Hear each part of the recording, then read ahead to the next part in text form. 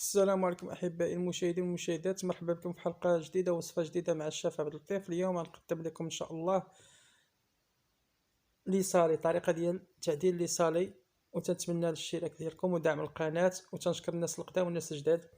غادي نحتاجو هنا الكفتة، السوسيط والفرomاج والكاشير، وغادي نحتاجو حتى الطون. الطريقة راه جد سهلة. نحتاجو المايونيز ونحتاجو لا موطارد والفرomاج الأحمر. طريقة جد سهلة، ونقدمو هاد الوصفة هادي ديال لي صالي كيفاش تيتصاوبو لي صالي الشو. طريقة جد رائعة. دابا غادي الكفتة لكم اختيار اما ديال لادان اما ديال البقري ولا الغنمي، المهم اللي متوفر عندكم. ندير هنا ليها الإقامة، واخا فيها نزيد ليها شوية الإقامة، شوية ديال البابريكا والخرقوم.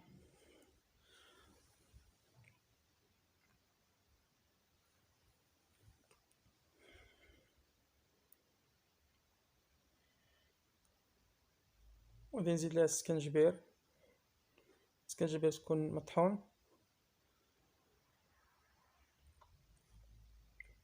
وغادي نزيد شويه ديال البزار، الفلفل السوداني، الفلفل السوداني. وهنا في الفرomاج غادي ندير البزار، فروماج اما كيري اما لافاش كيري، المهم ومن الاحسن الكيري. ونزيدو ليه هاد الفرomاج الاحمر حتى هو غنحتاجو، هادو هما باش نستعمل.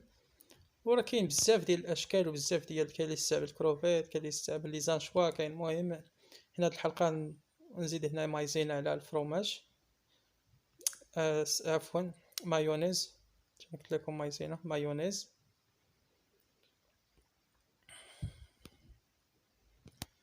الطريقه راه سهله، تبغي التركيز. تبعوا معايا مزيان حتى الاخير باش تعرفوا كيفاش نحضروا هاد لي صالي. تيجيو رائعين بالنسبه الا كانوا الضياف ولا شي عراضه ولا شي حاجه. المهم تتجي رائعه وراقيه بحال شريتوها في المحلات. المهم تدار في لاطابل بريستيج، مع البريستيج ومع تيجي داكشي كلاس.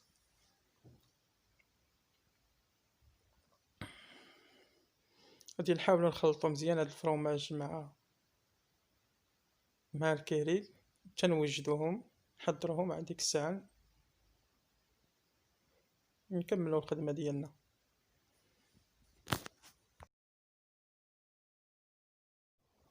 دابا غادي نخلطوا الكفته حتى هي نخلطوها مع ديك العطريه ديالنا اللي درنا. الطريقه راه سهله، ونتمنى تنال الاعجاب ديالكم. وما تنساوش الاشتراك ودعم القناه،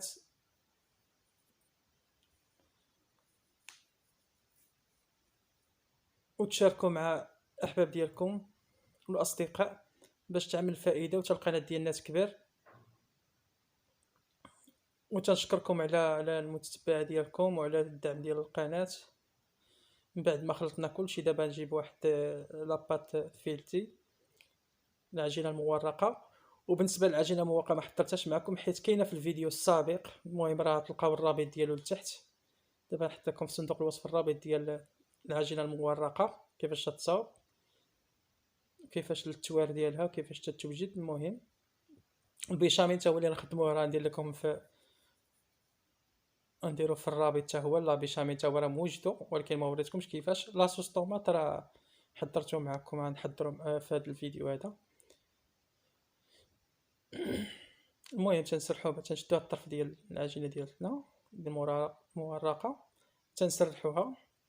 تيبغي التركيز، والله يجازيكم ركزوا مزيان باش تنجح لكم الوصفه مزيان 100%، وتكونوا احترافيين في الخدمه ديال هاد. انا دابا تنبسط لكم مزيان باش تشوفوا كيفاش تصاوب هادشي ديال المملحات لي صالي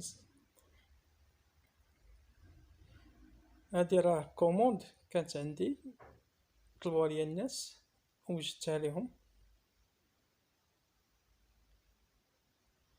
وبغيت نشاركها معكم. الطريقه راه سهله.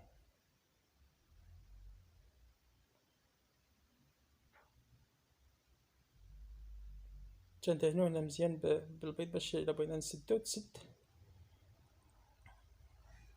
وندير شويه ديال لا موطارد ندهنوه باش يعطي واحد المذاق رائع في لاباط العجينه ديالنا. حتى هي تنديرو لا موطارد ديالنا بحال هكا مزيان. الطريقه راه جد سهله،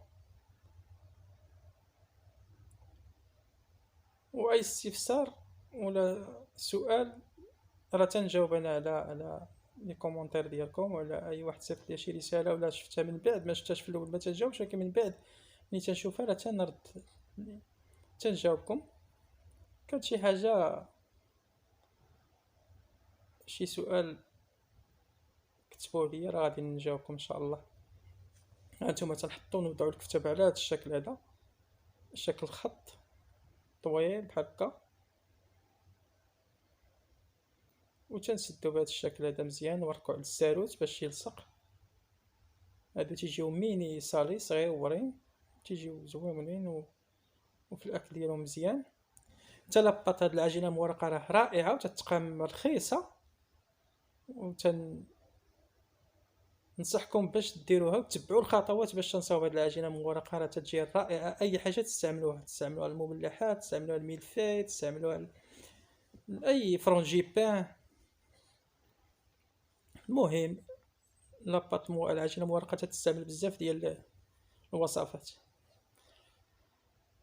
من تستعمل الحلو والملح البالمي اي حاجه. ونتمنى تكونوا توصلكم هاد النصائح والفكره اللي تنقول لكم تكونوا وصلاتكم وتستافدوا. انا بغيتكم انا نقرب لكم شويه باش تبان لكم مزيان ها كيفاش تنحاولوا ما امكن نزوقوا ليها الجناب ديالها بهذه الطريقه، نقطعوهم بالمقص بالموس على هذا الشكل باش يجيو داك الشنيتفات.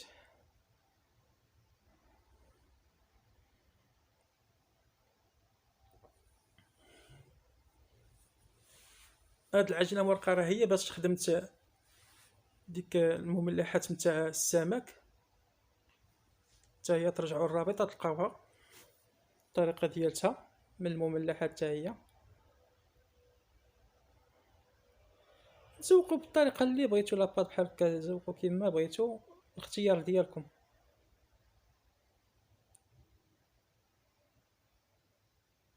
تنقطعوا على هذا الشكل هذا، هانتوما صغير ولا تقطعهم مستطيل صغير.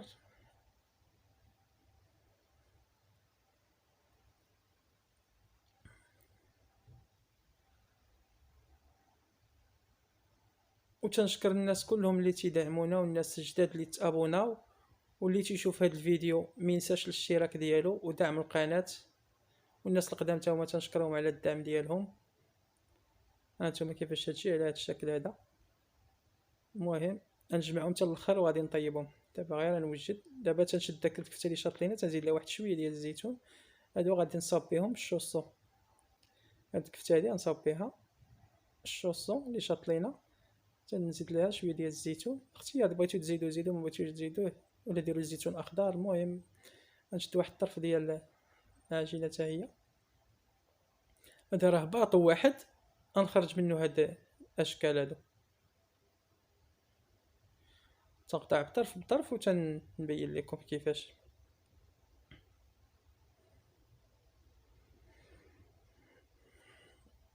ونجيب بورت بياس دائري ونقطعو بحال هكا هاد الشكل صغير، يجي صغير باش مازال غادي نسرحوه بالدلاك. تنقطعهم كلهم على هاد الشكل هذا، الشكل دائري.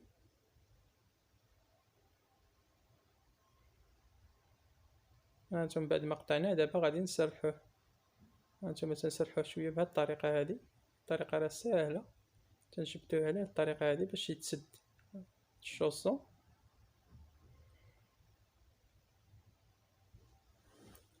وكاين بزاف، كاين حتى فولوفو تدار حتى هي. المهم ما درتهاش لكم، ما حضرتهاش هذا حتى شي مره، ونحضر معكم فولوفو تيتعمر حتى هما تيمشيو حتى هما في الصالي. نعم بعد ما سرحناهم كلهم تندوز لهم لا موطارد على هذا الشكل. الطريقة راه ساهلة.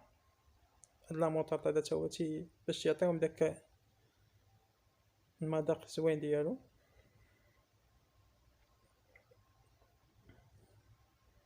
من بعد ندير الكفتة على هاد الشكل. الطريقة راه ساهلة، تبغي التركيز. والله الموفق، وتبعوا معايا الى الاخير. هانتوما تنشد على هاد الشكل هذا، تنشد مزيان ورك على الجوانب باش ما يتنفش لينا، ما يخرجش لينا الحشوه ملي تكون تطيب في الفران. على هاد الطريقه الشوصو ممكن ديروه بالفرomاج، ممكن ديروه بالكفته، ممكن الاختيار ديالكم. ممكن ديروه حتى بالطون، كروفيت، على حسب. نورك على الحواشي ديالها باش ما تحلش مزيان بصبعكم بحال هكا توركو. ها من بعد ما كملنا تندهنهم الاخير، وعاد نطيبهم، نجمعهم كلهم في واحد. من بعد غادي نطيبهم، نوريكم الشكل النهائي ديالهم ان شاء الله. المهم تبعوا حتى الاخير. تنشكركم على المشاهده والتتبع ديالكم للقناه والدعم ديالكم. تنتمنى تفاعلوا مع الفيديوهات ديالي ومع القناه، باش وما تنساوش اللايك. باش اللايك راه هو تيرفع الفيديو وتيرفع المشاهدات، باش حنا نقدروا نستمروا ما نرجعوش اللور. دابا الشكل عاوتاني واحد اخر نديروه.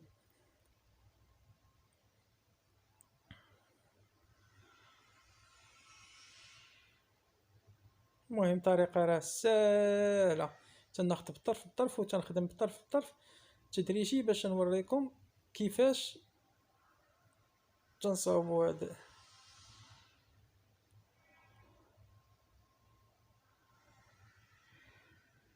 والله الموفق. بالنسبه للناس اللي بغا يخدموا في ديورهم، ولا بغاو يخدموا لي صالي في ديورهم، ولا شديت. المهم كاينين الناس اللي تيخدموا على ريوسهم في الدار، تيكون تيشدوا لي كوموند، شي واحد طلب ليهم لي صالي ولا شي حاجه. المهم هانتوما راه ساهل، خاصها التركيز والابداع. دابا غادي نخدموا الصوصيط. المهم الصوصيط هادي راه جبتها ديال الكزار.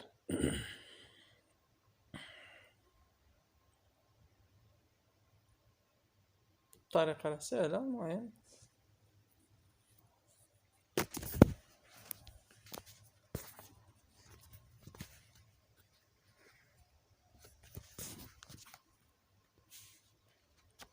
تنستفوا على هذا الشكل هذا، ولا ديروا هولد دوغ. المهم اللي بغيتو ديروا الصوصيط ديال الكزار ديال الكفته ولا الهولد دوغ. المهم تيبقى الاختيار ديالكم، لو شوا ديالكم، راه كل واحد والذوق ديالو. المهم من بعد تندهن بهاد الطريقه هذه باش بالبيض.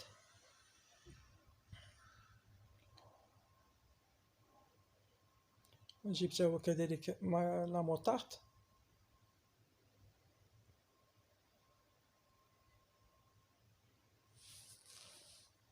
تنصلحوا لا موطارد حتى هو تندهنوا به لاباط.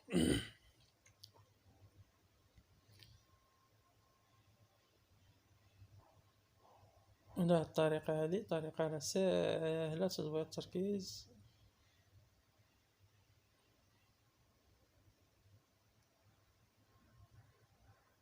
نتوما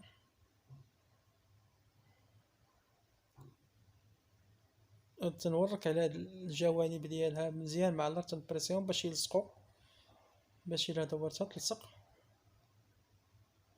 بهذا الشكل هذا.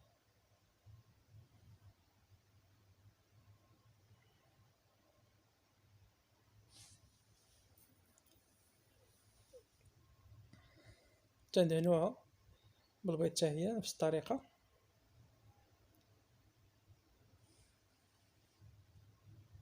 وتنجيب الموس هي تنزوقها بعداك من الفوق، تنضربها واحد خطوطه بالموس. هانتوما حتى تنضرب الخطوطه من الفوق باش تعطي داك الديكور ديالها.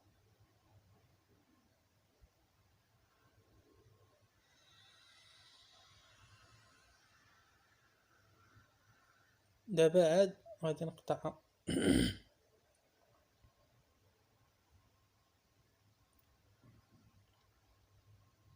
الطريقه راه سهله، كتبغي غير التركيز صافي، وطبقوا هادشي بالتدقيق اللي تنقول لكم، وطبقوا حتى الطريقه ديال العجينه كيفاش تتصاب. ترجعوا الرابط السابق ديال العجينه المورقه، الا دخلتوا الفيديوهات ديالها تلقاو فيها العجينه المورقه. والله الموفق.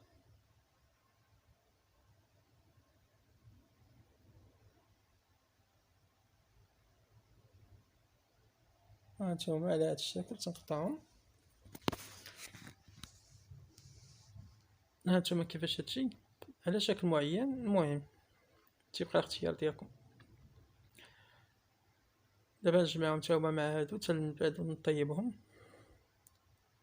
غنديرهم في الطاوة، حتى نسالي كلشي في دقة عاد ندير في الطاوات ونطيبهم. دابا نجيب الشكل الاخر.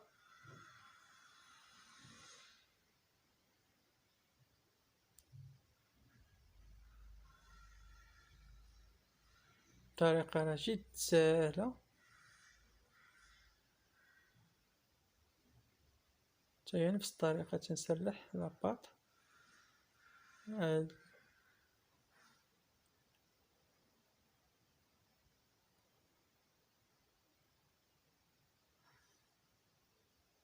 ونتمنى هاد الفيديوهات ينال الاعجاب ديالكم والتفاعل ديالكم ان شاء الله، وتكثروا ليا من لايك.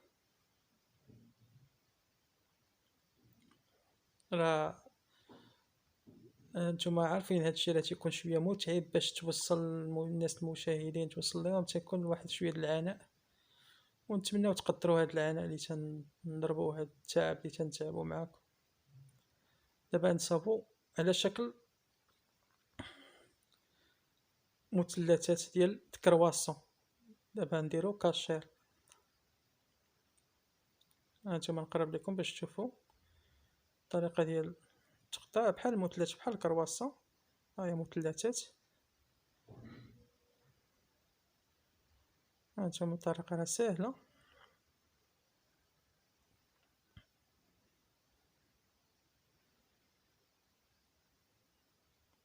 هانتوما كيفاش تجي الطريقه جد سهله. وداك الكاشير تنديروه على شكل لي باطوني، على شكل نتاع لي باطوني ديال الشكلاط، الشكل اللي يكون طويل تنديرو مع لا موطارد على هو الاول.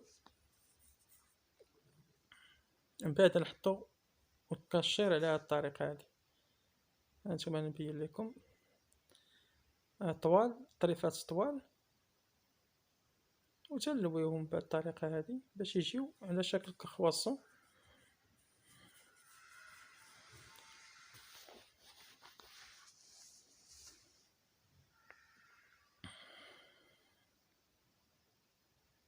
على هاد الشكل.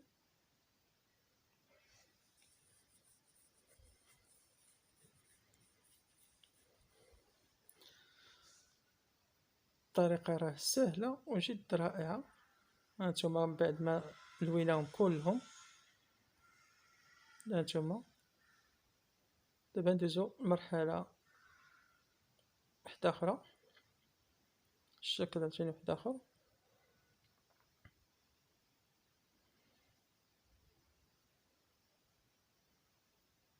دابا غادي نديرو الفرomاج، تيجي رائع في المذاق ديالو زوين. تنسلحوها بهاد الطريقه هادي. الطريقه راه جد سهله.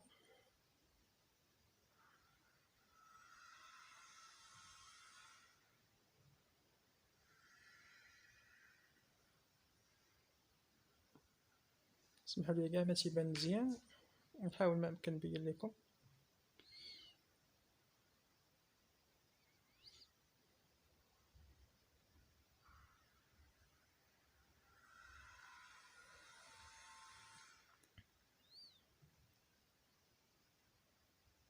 هانتوما نحاول نقاد الجوانب مزيان باش تجي مستطيلة، وعاد ديك الساعة غنقطعها على جوج بهذا الشكل هذا.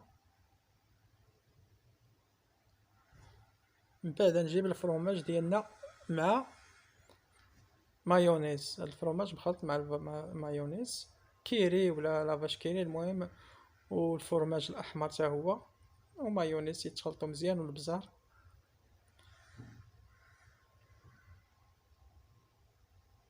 والفلفل السوداني.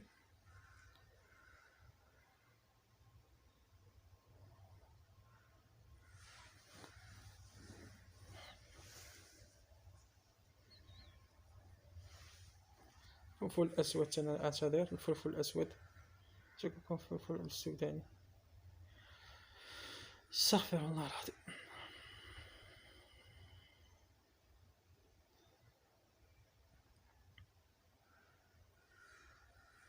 الطريقة راه ساهلة،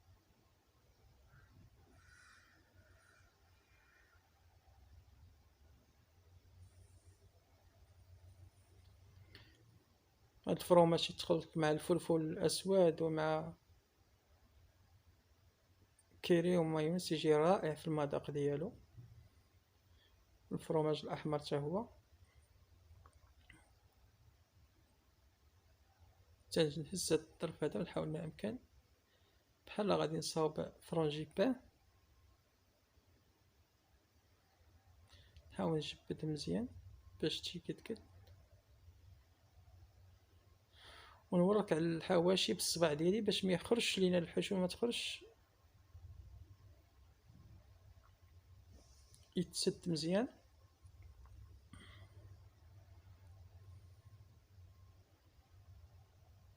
ونقطعو على نزوقوه بعداك من الجناب بحال هكا، نضربوه نتجمع بحال الجناب بهاد الطريقه هادي. الطريقه راه ساهله، تجبر التركيز.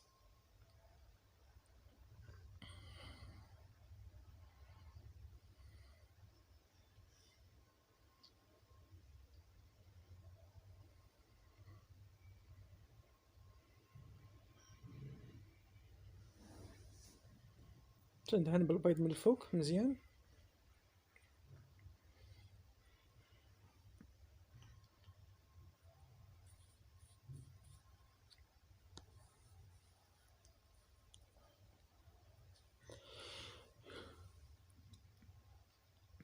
تقطعو على شكل معين.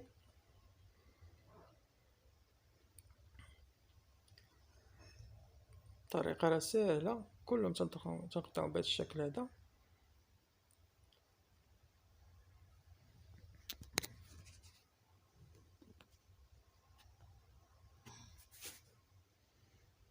هانتوما طريقه جد سهله كيفاش تجي هذا الشكل هذا، بين لكم. نجمعهم دابا وندوزو لمرحله اخرى عاوتاني. دابا غادي نسرحو البيتزا ديالنا، حتى نديرهم على شكل دائري صغار.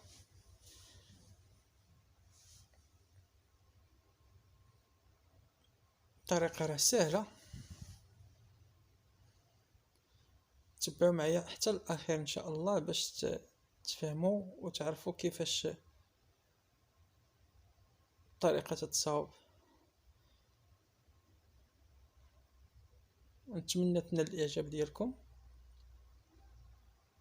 تنحاول ما امكن نقصر لكم الفيديو، ولكن ما عندي كيفاش ندير، حيت باش نشرح ونعطي هاد الاشكالات كلهم ضروري غادي تكون شويه الفيديو طويل، واخا حاولت انني نقصرو. ولا بارت ديال البيتزا تنتقبوها مزيان بفرشيطه، ولا تشريو شي مشطه تكون جديده، مشطه تكون جديده ما عمرك تستعملها وتتقبو بها. تنطبعوا هاد البيتزا على شكل دوائر بحال هكا. المهم اللي ما عندوش بورطبيس يدير كاس صغير تا هو يطبع به، ماشي مشكل. المهم تنحاول نقرب لكم الفكره وصافي، تيجيو دايرين بحال هاد الشكل هذا. دابا غادي نديرو لي كيش في ليمول.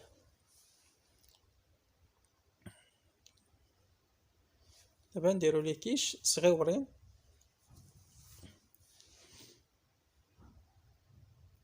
بالنسبه للاباري ديال لي كيش ما صاوبتهاش لكم، ترجعوا للرابطه، راه كاين فايت صاوبت لكم لاباري ديال لي كيش كيفاش تصاوبوا لي كيش في الفيديوهات السابقه. الفيديو السابق يعني غادي تلقاو فيه لي كيش والطريقه ديال لاباري كيفاش تصاوب. ما استعملتهاش حتى هي معكم. عندكم لاباري ديال لي كيش والبيشاميل ما صاوبتوش حيت مصاوبهم في الفيديوهات، كاينين في الفيديوهات. ترجعوا الروابط ديال لي كريب راه فيهم ولي كيش راه تا هو فيه لاباراي ديال لي كيش. تنحطو هاد ليمون هادو من تحت لي طاغط، وهاديك العجينه اللي سرحت تنحطها بهذا الشكل هادي. نحاول ندخل العجينه في الوسط بحال هكا باش يتطراسوا مزيان. تنخشيها بشويه بشويه، نحاول ما نقطعهاش في الاول حتى نخشي العجينه ديالي في الليمون. دابا عاد ندوز عليها بالدلاك باش يتقطع، ومن بعد نحاول نطلع الجوانب، ندور عليها بالصبع ديالنا بحال هكا، نطلع الجوانب باش يجي شويه عالي. نوقف العجينه مزيان باش الا عمرناه ما يسيحش لينا على هذا الشكل هذا. انا هاد لي كيش هذا راه صاوبت، درتها بالعجينه المورقه، حيت كاين العجينه ديال لي كيش تتصاوب باتا بريزي خاصه بلي كيش، راه دايرها راه عندي فهي باش خدمت الفيديو السابق. وممكن ديروها بالعجينه المورقه. المهم ها هي الشكل هذا، تندوزهم كلهم بهذه الطريقه. الطريقه راه جد ساهله وتتبغي غير تركيز فقط. والله الموفق. دابا غندوزو لاصوص. كيفاش تنصاوب لاصوص ديال البيتزا باش نخدمو؟ تنحك مطيشه وحده، تندير عليها معلقه ديال المطيشه الحك ونص معلقه صغيره ونص. المهم وتندير شويه ديال العطريه، شويه ديال الخرقوم، شويه ديال الكركم، وشويه ديال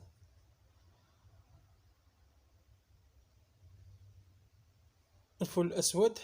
الفلفل الاسود، وتندير شويه ديال السكنجبير وبابريكا حتى هي تنديروها، او الفلفل الاحمر، وشويه ديال الملح، وتندير فيها شويه ديال الزعتر، ولا عندكم ورق موسى تا هو ديروه، وشويه ديال الزيت. الزيت راه نسيتو في الاول، درتو حتى الاخر. المهم الزيت، شويه ديال الزيت العود حتى هو راه نسيت ما درتوش في الاول، ولكن في الاخر راه درتو. ورق موسى الا عندكم ديروه حتى هو، ونديرو يتشحر حتى من بعد ونخدمو به. المهم بعدها وجدنا دابا استفنا لي صالي ديالنا كلهم بهذا الشكل هذا. دابا غادي نجيو ونعمرو لي كيش باش ندخلوهم للفران. لي كيش نديرو في الوسط هنايا دي كيش فروماج، ممكن ديرو كيش فروماج ولا البولي ديال الدجاج، ولا ديرو كروفيت ولا شامبينيون، الاختيار ديالكم، ولا كفته. المهم انا فضلت ندير فروماج، تيجيو بنانين بالفرماج لي كيش. المهم ندوز عليهم كلهم الفرماج.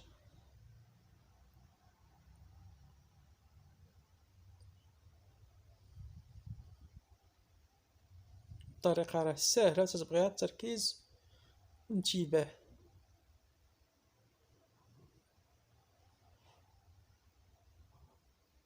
بعد ندوزهم كلهم بهذا الشكل، وغادي نعمر بلاباري اللي كان لاباري ديال لي كيش. راه غادي نحط لكم حتى في صندوق الوصف. طريقه جد سهله.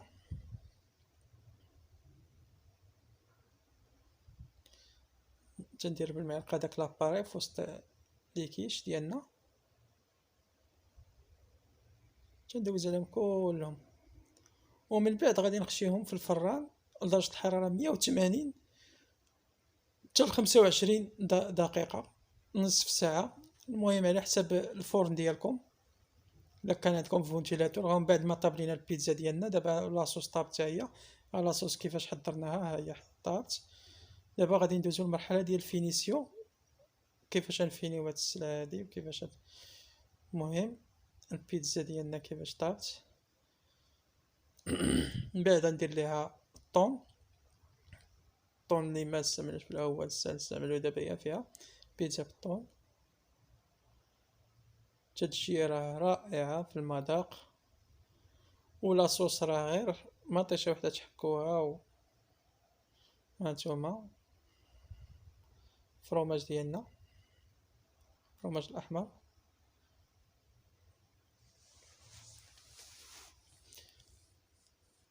نزوقوهم بالزيتون بهذا الشكل هذا، ومن بعد ندوزو للشوسون حتى هو نفينيوه بلا بيشاميل. هذه هي البيشاميل ديالنا ديجا موجدها. وبالنسبه للبيشاميل ترجعوا الفيديوهات السابقين ديالي ديال الكريب، وغتلقاو الطريقه ديال البيشاميل كيفاش يتصاوب. تندهن الشوسون من الفوق بالبيشاميل نفس الطريقه. بغيتو تعمروه من الفوق بالكفته فوق البيشاميل تعمروه، والفرomاج بغيتو ديروا غير الفرomاج ديروه الفرomاج.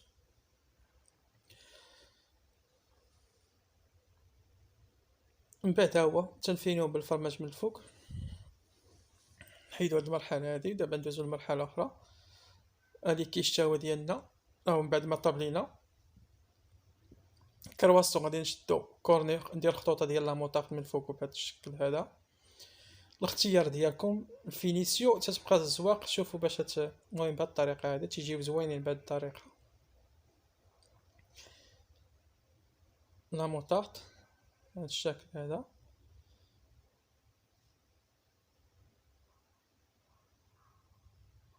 ونعاود ندير فوقو مايونيز عاوتاني نفس الطريقه، خطوطه في الكورني بهذه الطريقه هذه.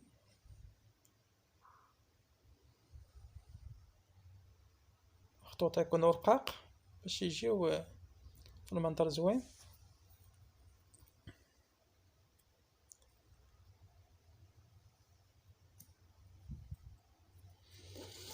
ونتمنى يتنال الاعجاب ديالكم، ودعموا القناه ديالي وديالكم حتى نتوما. هاد القناه راه ديالكم قبل ما تكون ديالكم، ودعموها باش يكثروا عندنا المشتركين والمشاهدين، باش حنا نقدموا لكم بزاف ديال الوصفات ونقدم لكم بزاف. دابا نشدو هذه ديال الفرomاج هي تنزوقوها بهذه الطريقه هذه من الجناب، وتنديروا ليها فرomاج من الجناب بهذا الشكل هذا. تندوز نفس الطريقه كلهم. ونتمنى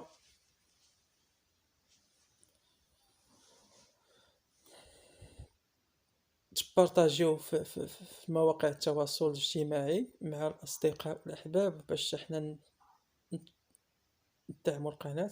تنشد واحد شويه ديال لاموطارد ونحطو عاوتاني من الفوق، وندير فيها زويتينات. المهم ديروا نتوما زيتون اخضر ولا زيتون اسود، المهم الاختيار ديالكم.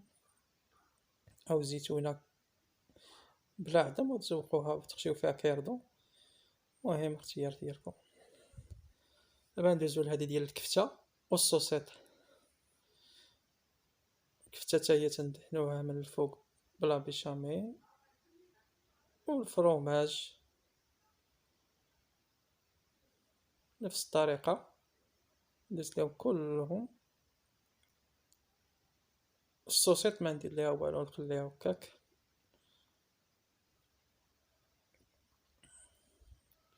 ونتمنى يكون هذا الفيديو نال الاعجاب ديالكم. تنشكركم على المشاهده والتتبع ديال القناه.